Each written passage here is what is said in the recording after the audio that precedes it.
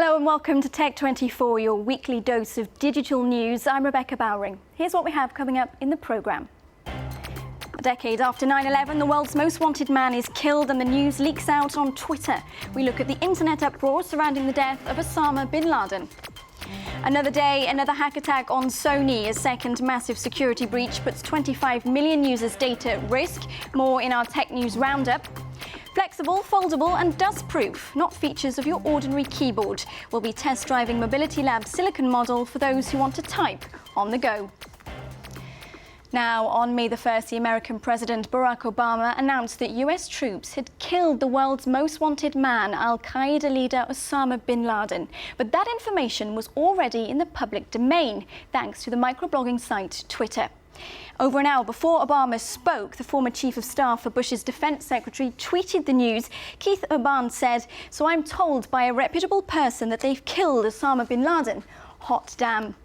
Eric Orlander from France24.com is with me in the studio. Now, Eric, this was a momentous event for the web, but especially for Twitter. Could it be said that the site was having its own CNN moment? This is, in fact, now being called the Twitter moment. And let's walk through the timeline of events to give an understanding as to what happened and why it's now become so truly important. So at 1 a.m. local time in Pakistan, a gentleman by the name of the handle Twitter username Really Virtual, he tweeted that he heard helicopters overhead. Now, of course, he didn't know what was going on, but in Abbottabad, of course, the attack against Osama bin Laden was underway, and so that gives us a firm timestamp as to when this all started. Then about 6 or 7 hours later, we first got that tweet from Keith Urban, who in Washington got word that there was in fact the killing was confirmed. And now this really is challenging the old ways of doing news, because the word was getting out on Twitter long before it got out into the traditional news cycle, an hour in fact. Now, Keith Urban noted that his source wasn't someone in the military or in the government, but in fact a well-connected TV producer. But as you say, this is opening the debate as to whether Twitter is amplifying traditional media or in fact supplanting it. Now, it's really not an either or. So this debate's been going on over the past really 6 months now, as we've seen Twitter become a part of every major news event. So people are saying, is Twitter overtaking or social media overtaking traditional news? Well, in fact, it's really not. This is not a black and white issue like this. They're really complementing each other. In some ways, Twitter is echoing. A lot of people are linking to traditional news stories, but what it is doing is breaking down the old rules of gathering news. And so there were embargoes. These are these deadlines that people impose on news when it can be released. Those are breaking down, and that's what we saw in Washington. Let's talk about the massive spike in internet traffic that went on during Obama's address on May the 1st. Google experienced an impressive 1 million% increase in people searching for bin Laden's name. Is this unprecedented in its scale? This is truly unprecedented in its scale. And what's happened is that the internet was able to handle all of this traffic in part because these internet companies built up their infrastructure to handle the royal wedding the Friday before. And so Yahoo had a 99,000% increase in searches for Osama bin Laden. This is in fact a record on Twitter as well. It was the longest sustained tweets, 3,000 per second over a 3.5-hour period, 39 million tweets in that 10:45 to 2:30 a.m. period on Sunday night. And that really is a record, and it's really showing how Twitter's becoming a major source in the information news cycle. Let's talk briefly about the photo. There was a stir, of course, created online that everybody sent it around. It was a viral photo, but then people realized that it was in fact a fake. What does this tell us about the danger, the difficulty of verifying information on the internet? Well, we've had fake information since the beginning of time, so that's not new. What's happening is the speed of which information's getting out. So we had this picture come out early Monday morning here in Paris, and we started to evaluate what was happening with this picture. It was quite a gruesome picture, as you can see, but really after about 2 or 3 hours, it was debunked. And you can see here in the picture behind us, in fact, that it was a composite of 2 different pictures put together. So one of the things that people were starting to recognize, that Twitter can be a very useful tool for getting good information out, but can also be dangerous for getting bad information out. But the system corrected itself. The FBI warning us not to open any purported links showing photos or videos of Osama bin Laden, as they might be viruses. Thanks for that, Eric. We're moving on now to our tech news roundup, and in fact it's more bad news for Sony. 2 weeks after the PlayStation Network was targeted, there's been another massive breach of security.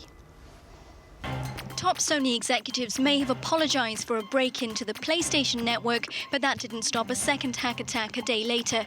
The Japanese electronics firm had to shut down the Sony online entertainment system, admitting up to 25 million customers may have had personal data stolen.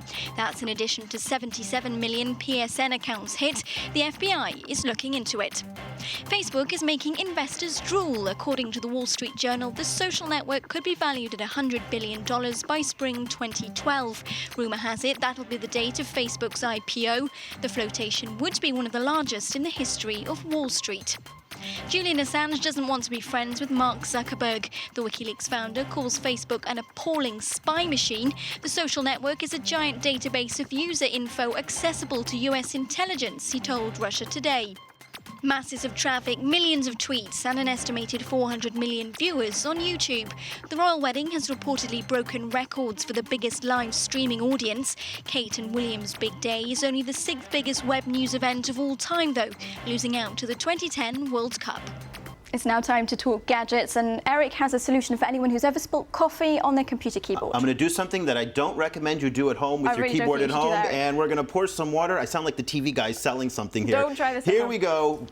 Water on a keyboard. Now, this is a silicone rubber keyboard made by Mobility Lab. It's 20 euros, and the practicality of this is just endless. Obviously, the coffee is one thing, and that's a concern for a lot of people. But if you're in a climate that's particularly humid or dusty, this prevents all of that from affecting your keyboard. So it's very practical. You can fold it up, put it into your backpack. It's also great for kids. When you have kids at home, anybody who's got young kids knows that your keyboards and your computers suffer tremendously. So this is another solution for that. It's very hygienic if you hot desk as well, isn't it? And it connects to any PC. That's right. If you're sharing PCs with other people, those are a good way of collecting germs. So you can bring your own keyboard in. Again, just folds up very quickly, nice, and you can put it in your bag, put it in your pocket, bring it into your office. So for sharing keyboards, and again, once again, for kids who also bring home quite a few germs from the playground, this is another practical way to avoid that.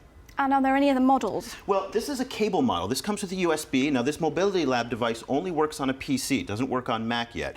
But what they do is they have wireless Bluetooth models, and you can connect that to your tablet or to your cell phone. And that really helps because then you don't need to get a full computer. You can type emails and do papers right on your phone, really. So That's for a lot of people trying to save some money, this is a very, very cheap shortcut and very, very effective. Bendy keyboards now. Will we see bendy screens later, Eric? Well, very soon, if you trust the geeks.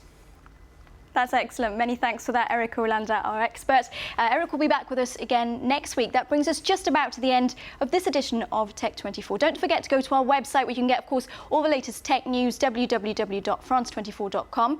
Join the conversation on Facebook /Tech24, and that is there in both English and in French. And, of course, you can follow us on Twitter @TechF24. We leave you now with one of the winners of the Webby Awards. The 15th edition of the prestigious Web Oscars has just published its list of the best that the internet has to offer. 2 guys, 600 pillows scoop the prize for editing. The whole clip is in fact backwards. It was posted on YouTube last September and has now been viewed over 4 million times. I'm assured no old pillows were hurt in the making of this video. We'll see you again next week here on Tech24. Dump me because of my overbuy. I cried all night all over you. You didn't seem to mind my tears or my drool. I could always hold you tight. So soft.